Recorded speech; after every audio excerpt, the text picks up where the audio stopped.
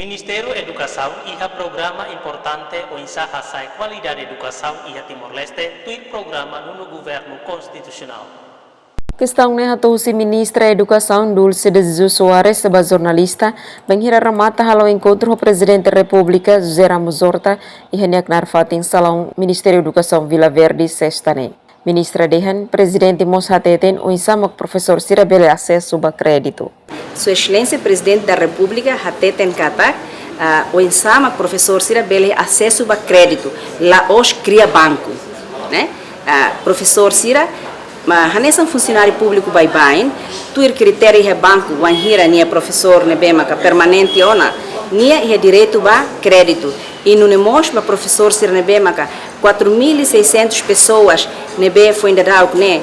E em 2023 Sira tama ba ingresso especial, Sira mos é direito a crédito hanesan funcionário Sira No nemos presidente da República José Ramos Horta dehan Ministério da Educação precisa laudiak nune iha tinang sanulu karuan dulu mai Timor belesai hanesang nação selo.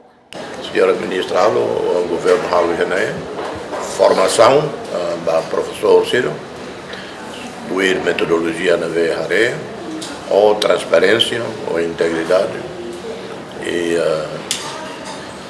haremos vencimentos e subsídios na professor Ciro Simo, né? Afinal, não é a qualidade justo. A professora ainda vencimos, se deve área remota, né? Vencimos aos $600. E né, a professora ainda área remota, né dia. Depois se programa a residência para professor Zira, é muito importante.